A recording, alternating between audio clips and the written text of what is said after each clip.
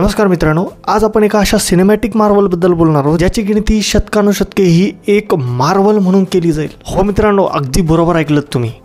या चित्रपटाने क्रिएटिव्हिटीच्या सर्व लेवल्स पार केलेत, अक्षरशः सर्व लेवल्स। आता तुम्ही सगळे विचारताल की हा नेमका चित्रपट कुठला आहे, तर मला चित्रपटाचं नाव सांगायला इतका आनंद होतोय की माझा आनंदच गगनात मावत नाही। त्या चित्रपटाचं नाव आहे सिकंदर।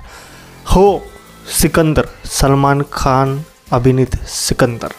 या सिकंदर चित्रपटाने चित्रपटगृहात काय धिंगाणा घातलाय, याच धिंगाण्यावरती आज आपण पूर्ण डिटेलमध्ये बोलणार आहोत। तर मित्रांनो, शेवटपर्यंत माझ्यासोबत राहा, कुठेही जाऊ नका। चॅनलला सबस्क्राईब केलं नसेल तर सर्वात आधी चॅनलला सबस्क्राईब करा। तर नमस्कार मित्रांनो, माझं नाव आहे नव्या अवतारातलं रवींद्र, माझं नाव आहे रवींद्र। आपण सगळे पाहताय आपलं लाडकं यूट्यूब चॅनल रचनापुत्र रवींद्र। मला सांगायला फार आनंद होतोय की मी या चित्रपटाच्या ट्रेलरचा रिव्ह्यू केला नाही, या बाबतीत मला बिलकुल रिग्रेट नाही। मी चित्रपट बघितल्यानंतर मला खूप मनाला आनंद आणि शांती वाटली।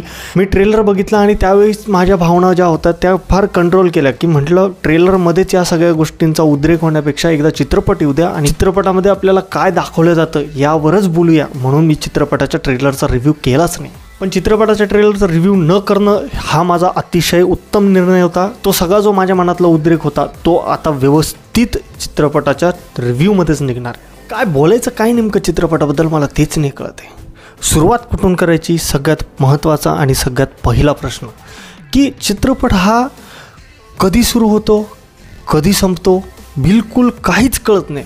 पहिल्या सीनपासून चित्रपट हा गणलेलाच असतो। चला ठीक आहे, सलमानची एंट्री मी मान्य करतो, सलमानची एंट्री चांगली होती, ठीक आहे, यात काही वाद नाही। सलमानची एंट्री तेवढीच चांगली होती चित्रपटामध्ये, त्या व्यतिरिक्त एकही गोष्ट चित्रपटामध्ये चांगली नाही। चित्रपटाची कथा थोडक्यात अशी आहे की राजकोटमध्ये राहणारं शाही घराणं आहे, त्या शाही घराण्याचा सलमान खान असतो राजकुमार, ज्याचं नाव आहे संजय राजकोट।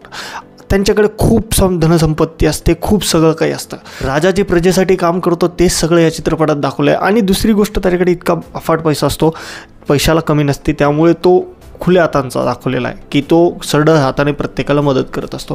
पण एकदा काय होतं की त्याच्या बायकोचा होतो मृत्यू। त्याच्या बायकोचा मृत्यू झाल्यानंतर तिचे जे ऑर्गन्स असतात, म्हणजे तिने एक फॉर्म साईन केलेलं असतं ज्याच्यावरती दिलेलं असतं की मी ऑर्गन डोनेट करायला तयार आहे।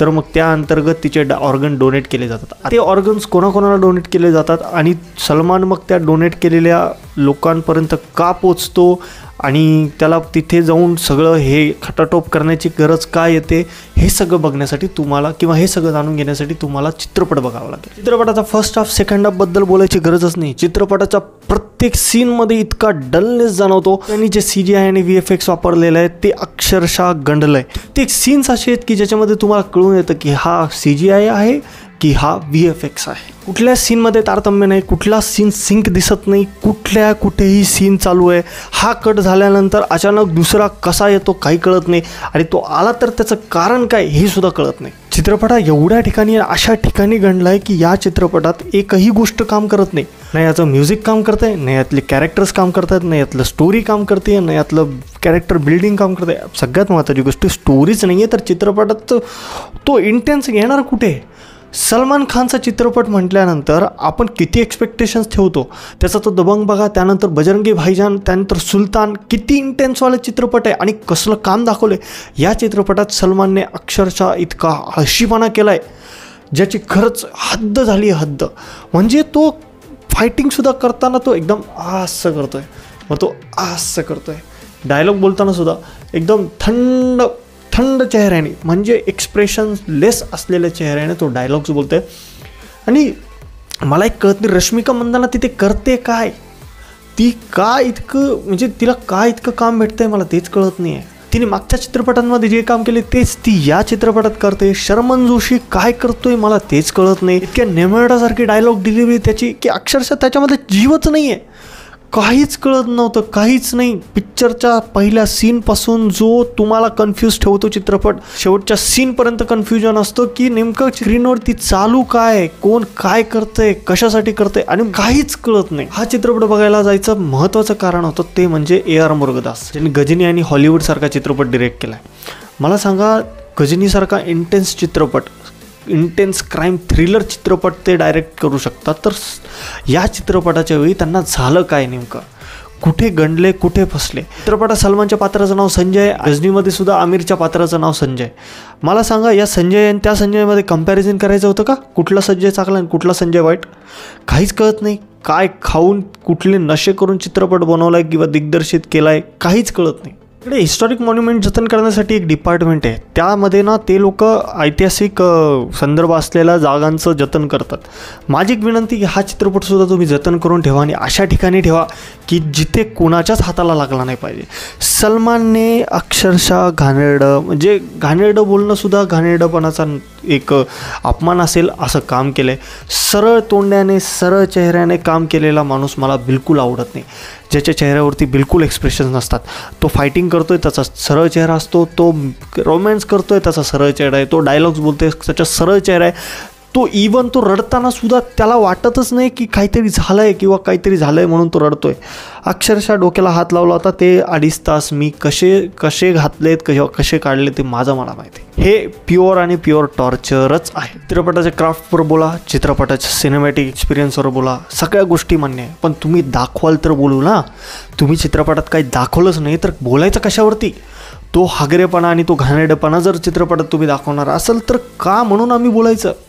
आणि या सगळ्यांमुळेच खरंच खूप दयनीय आणि वाईट अवस्था चित्रपटसृष्टीची झाली आहे. सगळे आता कंपॅरिझन करतायत की सलमानचे मागचे चित्रपट आणि सलमानचे पॅन्डेमिक नंतर येणारे चित्रपट धरून चला, की जसं किसी का भाई किसी का जान, राधे आणि असे आहेत 2-4 चित्रपट जे त्याचे थर्ड क्लास होते पण ते चित्रपट रिलीज झाले. तर लोकांचं म्हणणं आहे की त्याचा आधीचे चित्रपट खूप चांगले होते. मी जो विचार करतो त्यानुसार असं आहे की चित्रपटात सलमान खानचंच काम करतोय, फक्त आपल्या लोकांचा बघण्याचा दृष्टिकोन बदलला आहे, जो या चित्रपटाच्या या फ्लॉप होण्याच्या मागचं अतिशय महत्त्वपूर्ण कारण आहे. सगळे रसिक म्हणून इतके प्रगल्भ झालो आहे ना की त्यामुळे आपल्याला आता हे येणारे चित्रपट फार फडतूस वाटत आहेत. कारण आपण एवढं सगळं बघून झालं आहे आपलं, आपण इतक्या ठिकाणचे चित्रपट बघितले आहेत, सिरीज बघितल्या आहेत, त्यामुळे काय होतं ना की आपल्याला कला कशी बघायची किंवा कला कशी समजून घ्यायची हे कळलं. सलमान आधीपासून सलमानचंच काम करत होता कारण आपण प्रगल्भ नव्हतो, पण आता आपण प्रगल्भ झालो आहे त्यामुळे सलमानचं काम जे आपल्याला फडतूस आणि थुकरट वाटायला लागलं आहे. आधीचे चित्रपट आपल्याला ग्रेटच वाटणार आहे, यात काही शंका नाही, यात काही वाद नाही. त्यामुळे आपण प्रगल्भ झालो आहे हा आपला एक प्लस पॉईंट आहे. आणि खरंच मी धन्य मानतो की कोविड जर नसता तर आपल्याला चित्रपटसृष्टी किंवा चित्रपट बघायचा कसा हे आतासुद्धा कळलं नसतं. तर मित्रांनो, चित्रपट बघायला जायचं आहे नाही जायचं आहे हा तुमचा सर्वस्वी निर्णय. मी त्यामध्ये तुम्हाला फोर्स करत नाही, मी तुम्हाला सांगतही नाही की तुम्ही जा किंवा तुम्ही जाऊ नका. पण जर तुम्हाला तुमचा वेळ वाचवायचा असेल, तुमचा पैसा वाचवायचा असेल तर तुम्ही नक्की विचार करा. आणि माझी विनंती आहे की फालतू गोष्टींवर पैसे टाकू नका. तर मित्रांनो, हा होता माझा सिकंदर या चित्रपटाचा रिव्ह्यू. जो 2.5 तासाचा टॉर्चर मी सहन केला आहे त्याच टॉर्चरबद्दल मी या रिव्ह्यूमध्ये बोललो आहे. तर तुम्हाला हा रिव्ह्यू कसा वाटला हे तुम्ही खाली कमेंट करून सांगा. आणि जर तुम्ही चित्रपट बघितला असेल तर चित्रपटात बाबतीत तुमचे काय विचार होते हे सुद्धा तुम्ही खाली कमेंट करून सांगू शकता. आणि मित्रांनो, व्हिडिओला लाईक करा, जास्तीत जास्त शेअर करा, सोबतच कमेंट करा, कारण रीच वाढली तर आपले सबस्क्रायबरसुद्धा वाढतील. आणि हां, जर तुम्ही सबस्क्राईब केलं असेल तर सर्वात आधी सबस्क्राईब करा. बाकी भेटूया पुढच्या येणाऱ्या अशाच एका चांगल्या व्हिडिओमध्ये. तुर्तास धन्यवाद. काळजी घ्या.